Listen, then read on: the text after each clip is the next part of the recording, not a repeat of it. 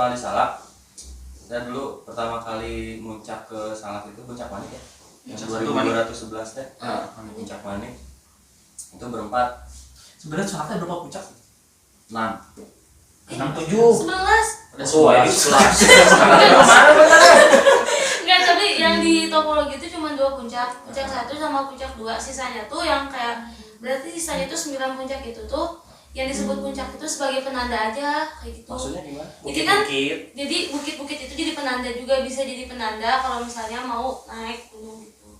Gimana ya biasanya? Itu si bukit itu teh puncak maksudnya? Iya, jadi saya di yang aslinya itu cuma 2 kan, puncak Salak 1 sama Salak 2. Nah, puncak yang selanjutnya itu tuh di puncak penanda sebenarnya. Tapi puncak juga. Tapi puncak juga, cuman jadinya penanda. Apa aja 11 teh apa enggak?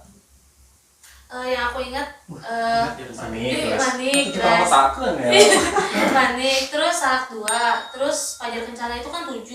Fajar Kencana teh puncak. Puncak, terus bari jam di pipir ge. terus Mosa. Itu mau soal puncak.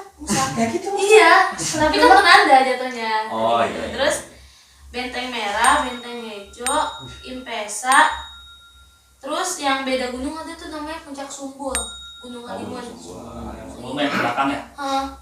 Tadi apa benteng apa? Benteng Hejo dan Benteng Merah. Di mana itu? Ada, jadi kalau misalnya kita mau dari Salak 2 lintas ke Salak 1 itu pasti lewat. Salak 2 teh di sana, di barat, utara, selatan, timur. Di sana.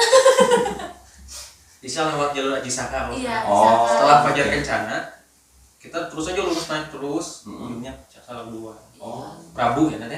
Ketinggian berapa tuh? Yang mana? Salak 2. Lupa. Lupa. Berapa ya? 2000 juga atau 1000? Seribuan. 1000 apa tadi? Lupa. Nggak ingat. Tapi Nah, segitu. itu ya balik lagi ke cerita tadi. Kayak dipotong. Jadi waktu itu sama teman-teman kampus ceritanya nih. Jadi ceritanya kita berempat. Yang 3 ini baru putus cinta. Aduh, Curhat nih mah. Curhat ya. Ya marah ya. Terus tiba-tiba salah satu senior, "Salak ya, ayo, beneran ya, lagi putus cinta." kamu bener lagi putus cinta. Jadi itu betul gitu. Berempat pas kayak gini lah, kayak gini. Muncak ya, ayo. Tapi aing kan boga duit 8.000 ieu. Urang 30.000. Berangkat kita naik lewat Javanaspa apa tuh? Cidahu ya? Cidahu naik malam waktu itu masih boleh naik malam. Nggak tahu sekarang boleh atau enggak.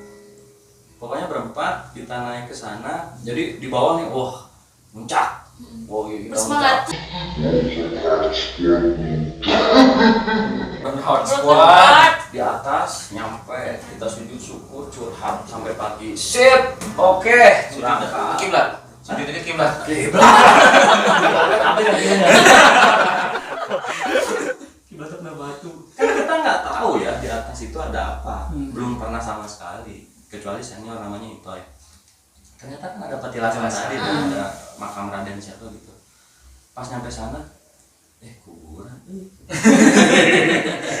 Satu teman anak bojong langsung ke kuburan, doa. Dan itu semalaman kita diam di tenda. Cicing. Terus ngobrol ke sare. Curhatnya itu karena takut. Serba salah. Ini petilasan, kita ngecampnya di atasnya di sini. Kalau nggak salah sini sumur ya. Ini petilasan di bawah kan, kita ngecampnya di sini. Iya di situ. Cicing. Lu mau? Oh, iya curhat jadi mau gitu, tapi dalam hati gitu. Kan mereka isuk gitu ya. Cicing sia. Terus ada lagi yang menarik. Di pertengahan jalan ada 2 orang yang ngikutin kita tuh. Tapi ini mah nggak mistis, tadi mistis banyak. Nggak tahu. Manusia sih, tapi dia jaga jarak terus aja, dia ngikutin jaga jarak terus. Nyampe puncak kita ngakem, dia ngakem tapi agak jauh. Wartawan bener. Dia nggak tahu jalan kayaknya. Ngikutin. Tapi kan ngobrol tak. Tenangnya Era. Malu.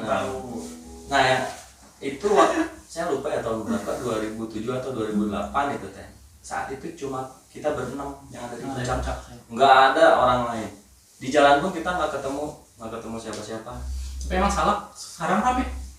Nah nggak tahu, nah sekarang gimana tuh Salak? Denin sama Nadia mungkin lebih tahu ya kalau itu. Salah lumayan sih. Salak sekarang lumayan rame ada. Lumayan rame. Orang. Setelah diresmikan kan Puncak Manik dulu kan belum resmi ya. Ah, belum resmi. Iya dulu. Mungkin zaman Fariza itu udah diresmikan mungkin. Mungkin ya. Nggak tahu juga sih. Kalau sekarang udah diresmikan, udah sistemnya tuh udah daftar, kita secara administratif udah tercatat lah di Balai Taman Nasional Gunung Halimun Salak. Dan Dulu naik daftar. Sama. sekarang lebih udah Tapi bayar tiket. Oh, Di Jalan mungkin dulu. Teh. mungkin itu termasuk kali ya, cuman Belum ada simak-sik kayak gitu nah, sih. belum kayak sekarang. Sekarang sih udah rame ya. Rame. Apalagi udah banyak beberapa artis kan yang naik ke Salak kayak gitu. Itu ada pengaruhnya, Bang. Kayaknya pengaruh deh. Jadi rame gitu jadi di rame, gunung. jadi rame. Viral. Viral. Fotonya kan. Iya, fotonya bagus-bagus. Sahab kita siapa? Adinda Thomas, terus Adinda Kansa Sumiters. Atas Samita. Artis tahun itu. Nah itu mau. Maaf ya. Eta tuh waktu di gede rame. Hanya kan gede dari rame gede mah rame wae. Lain gede dan ramai pengalaman. Oh. Gede mah rame terus.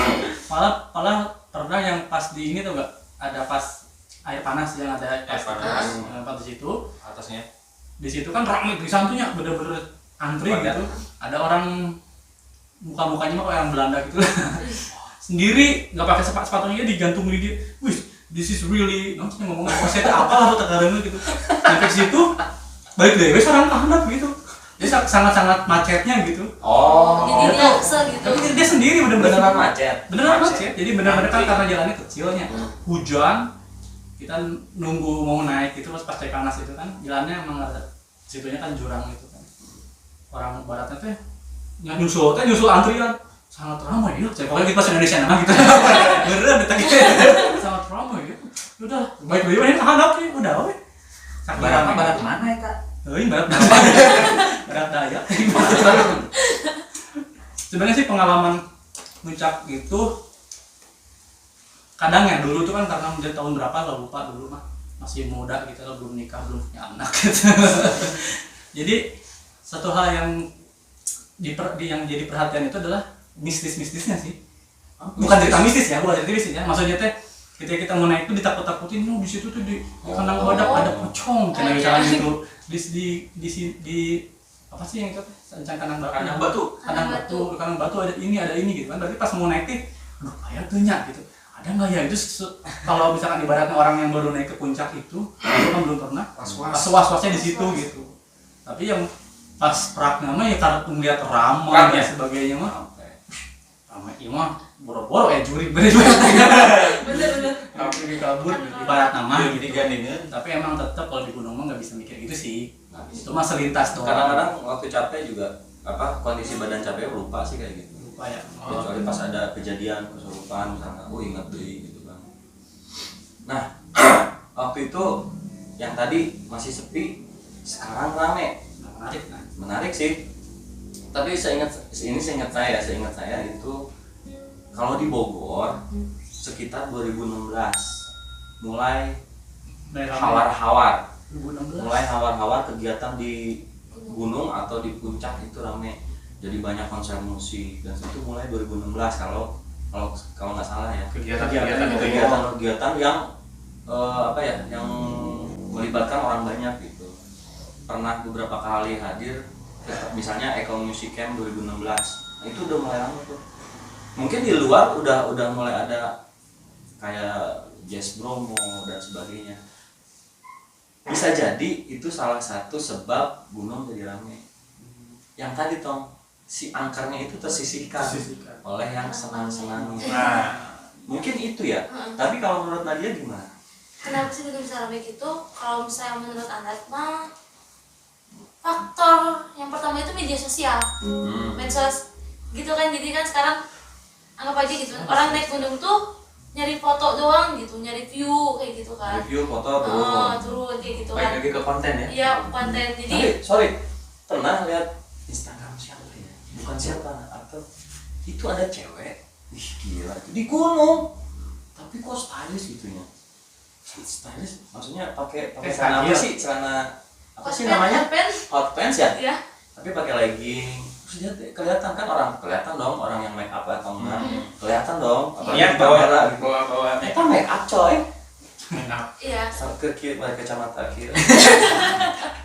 Selebgram dulu. Poster. Selebgram. Bisa jadi Selebgram kayak gitu. Selebgram. Nyawa sih saya marana. Aku kayak gitu kayaknya, jadi kayak pertamanya lihat postingan orang, ih tempatnya bagus gitu. Kayaknya kalau datang ke sana foto banyak yang like kayak gitu. Kayaknya sih. Terus jadi dari situ tuh dari media sosial jadinya pada datang ke gunung kayak gitu. Dengan gaya-gaya yang udah kayak bukan pendaki aja gitu, pakai celana jeans yang ngetat-ngetat iya, gitu iya. kan, make up kayak gitu. Tapi dulu jeans memang. Cuman Kalau gak kayak sekarang. Dari dulu. Cut dry banget. Tapi mungkin yang sekarang lebih kayak ceweknya lebih seksi gitu, pakai celananya kayak gitu, celana jeans. Itu make up. pernah ngalamin nggak misalnya dan macet gitu di jalan menuju puncak? Sering Ya tergantung gunungnya sebenarnya ya. Kalau untuk masalah macet ngantri naik gunung, kita mengalahkan Yesus itu tergantung gunungnya sebetulnya. Iya sih. Pertama tergantung gunungnya di mana, yang kedua tergantung kita naiknya hari apa. Oh, kalau hari oke. Oke. Tapi kalau gunungnya apa pengaruhnya? Oke. Kita bandingin aja dua gunung yang paling dekat lah. Momen. Kita bandingin dua gunung paling dekat. Pertama Gunung Gede, yang kedua Gunung Salak. Nah, pertama kalau Gunung Gede itu orang pasti tertarik sama pemandangan. Yang pertama pemandangan, Yes. terus cuacanya tuh enak, Tidak terlalu kayak tidak terlalu maksudnya cuaca tuh di jalannya tuh kita nggak kayak masuk hutan banget gitu. Gunung Gede kan kayak gitu. Yang kedua sama Gunung Salak itu udah hutan banget, hutan hujan tropis, dan pemandangannya tuh yang indah-indahnya tuh sedikit. Nah otomatis orang bakal lebih milih gunung yang pemandangannya bagus. Nah karena yang mendekat dari ibu kota Jawa Barat, ibu kota Jakarta, gunung bisa naik gunung pemandangan bagus gede. Apalagi hari weekend, Sabtu Minggu, tuh orang pada ngantri itu bener-bener ngantri. Sama ada gunung batu.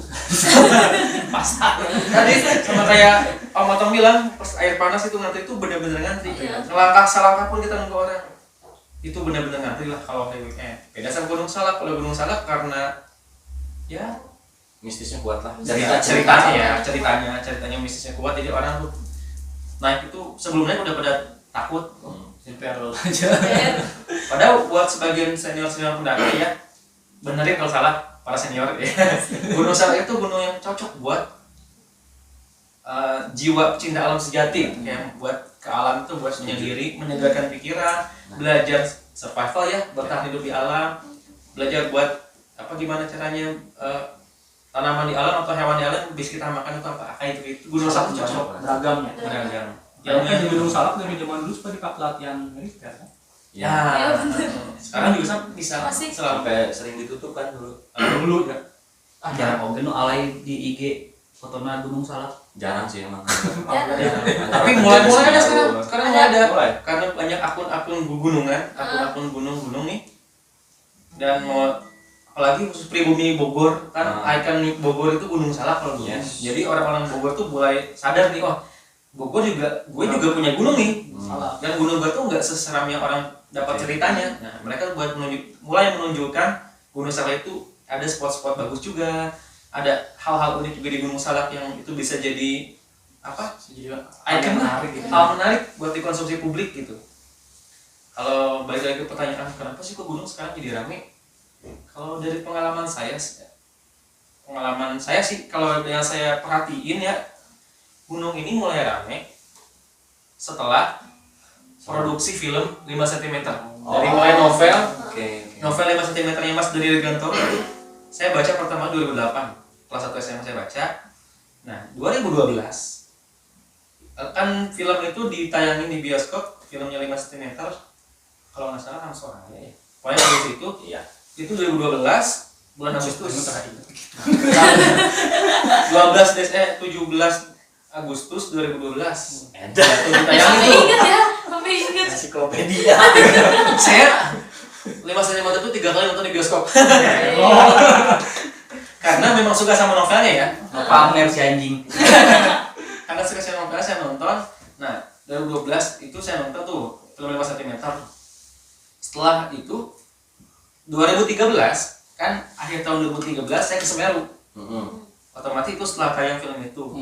saya ke Semeru. Nah, saya ngobrol nih sama orang Ranupani, sama penduduk Ranupani. Saya ngobrol, Mas, tahun kemarin atau tahun sebelumnya seramai ini nggak sih Semeru? Oh Mas, Semeru ini mulai ramai kayak gini tuh semenjak syuting film 5 cm di sini. Karena syutingnya di situ langsung.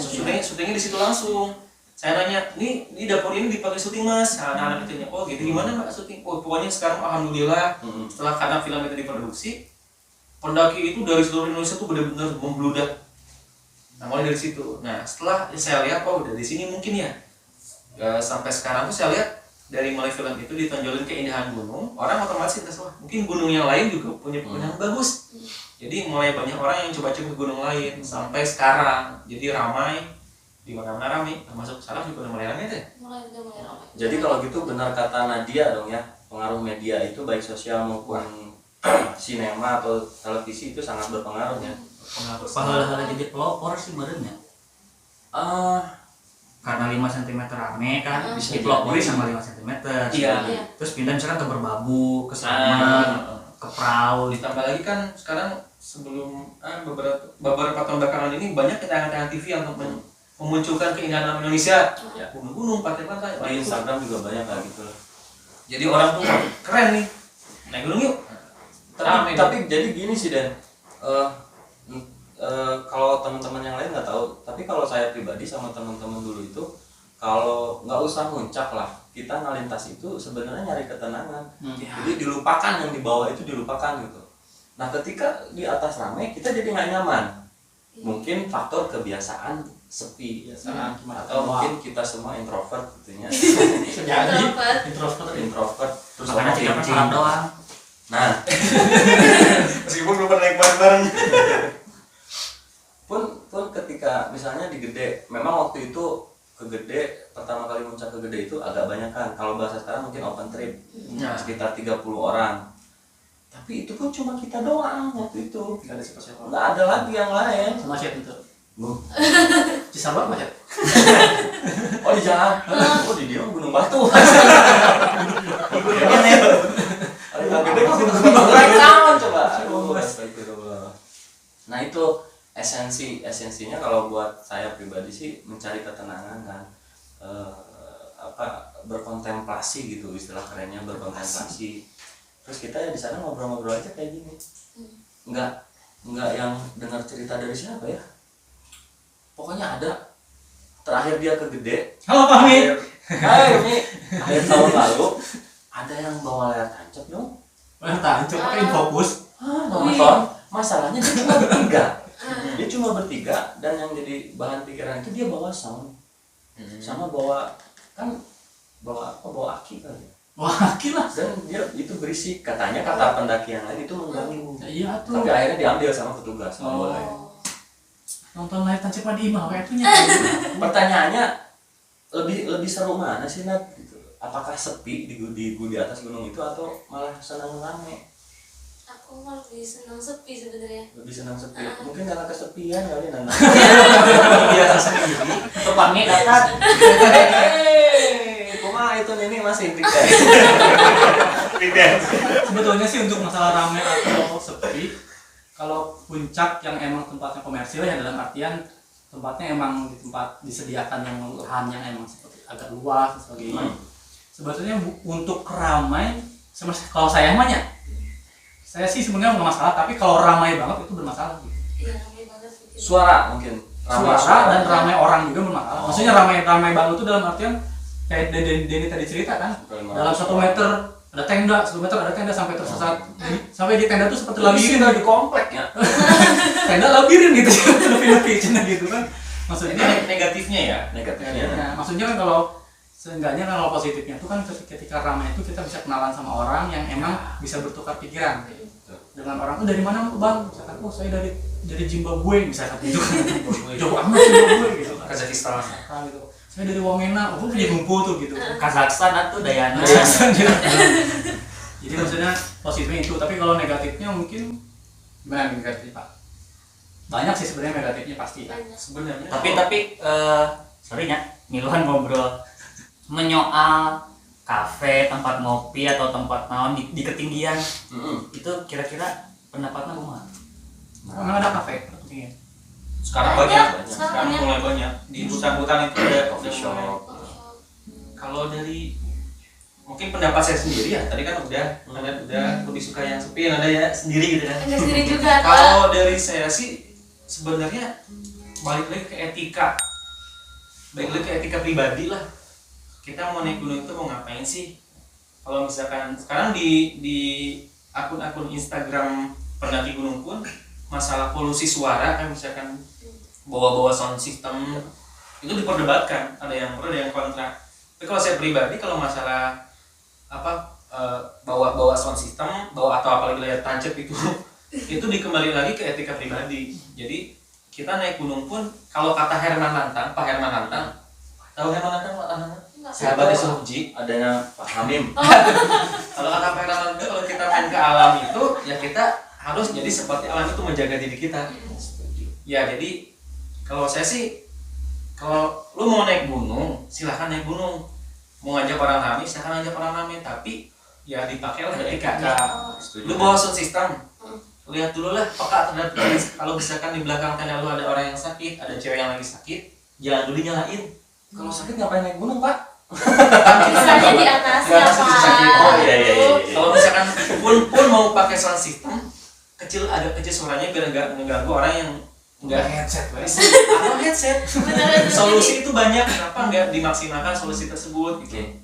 Itu yang kedua, balik lagi ke etika, apa sih namanya, kode etik pecinta alam. Kode etik. Ya ada, sebenarnya ada. Buat orang-orang yang belum tahu, mungkin bukan saya sok tahu, tapi ini penting banget kan. Kayak misalkan kode etik alam yang mesti diketahui sama orang-orang itu, kita nggak boleh mengambil apapun dari alam selain gambar, nggak boleh meninggalkan apapun di alam selain jejak, nggak boleh membunuh apapun di alam selain waktu. Jadi kita nggak boleh ninggalin sampah, nggak boleh ninggalin coretan di alam, nggak boleh ninggalin Jadi ngebunuh waktu gimana? foto mantan gitu. Ngebunuh waktu gimana caranya? Jam itu paling Jam itu. Ya itu dasar, sebenarnya dasar. Tapi penting. Nah dari situ nanti berlebar lagi, makanya setiap balai taman nasional itu setiap weekend itu membatasi kuota pendakian. Tujuannya biar meminimalisir terlalu ramainya itu. Meskipun udah segini ramai sekarang Gunung Gede itu udah paling minimalisnya udah paling ramai, bingung. Sekarang 600 orang. 600 orang itu Iya. ramai kan, buset ramai banget. Ah, itu yang waktu ada layar tancap itu katanya sampai 5.000 orang. Oh, iya, itu. Di mana? Gede. Yang pertama kali buka itu ya? Nah, Pertama pas. kali buka itu. Iya. Jadi yang cerita anak Lintara yang juara Sapala Cup kemarin. Eta kang orang yang balik, kemarin itu 5.000 orang. Berarti hitungannya komersialisasi ya? Hitungannya kan berarti kan maksimal 600 jadi 5.000, berarti kan tujuannya supaya dapat pemasukan. Apa gimana tuh? Nah, itu Atau lewat mana maksudnya? apa ya? Bukan itu satu masalah Dilematik tantangan ya. juga dilematik gitu. Mungkin itu efek yang tadi soal banyak kafe di atas itu ya efek karena ramai. Iya lah, pasti ada pasar Karena pasar. Karena orang-orang cenderung pergi ke pegunungan sekarang atau ke hutan. Sejuk, tempat Nah, sejuk. kafe ini sendiri maksudnya apakah tergolong ke etika itu? Maksudnya masuk ke etikanya nggak sih? Ada kafe sampai ada kafe? Maksud pertanyaan bukan pertanyaan sih, maksud minta pendapat soal kafe di ketinggian, bukan di puncak, di ketinggian, dataran-dataran tinggi gitu. Jadi fenomena tuh gitu, ngeganggu kenyamanan pendakian, muncak, melintas, atau kegiatan alam lain lah, itu maksudnya. Kalau menurut saya sih itu kan gini ya, konsepnya itu kafe adalah bentuk modern dari sebuah warung. Ya. Sebetulnya dari satu sisi para pendaki ini membutuhkan itu, tapi yang jadi masalah adalah efek ramainya ini, Ramai dan ke lingkungan ke sekitar, lingkungan sampah, khususnya alamnya. khusus alam. Dan jangan lupa kalau misalnya ada kafe gitu biasanya dia sumbernya pakai bor, itu ngedot habis air. Ya, contoh di kita lah yang paling dekat gitu. Setelah disedot agak berkurang, ada kekurangan. Terus menarik tadi soal etika dan sepakat apa ya, jadi mungkin ini ya, kalau ramai orang itu tidak masalah selama menggunakan etika Iya. yang berlaku, yang seharusnya. Makanya kan maaf nyala, alangkah baiknya sebelum kita mendaki itu kita belajar dulu etikanya. Sepakat. Kalau misalkan jalurnya sepi kita harus gimana, kalau pendakian ramai kita harus seperti apa. Jadi belajar bijak sebisanya, semampunya, bukan sok bijak tapi kita semampunya bijak sebelum memulai gitu.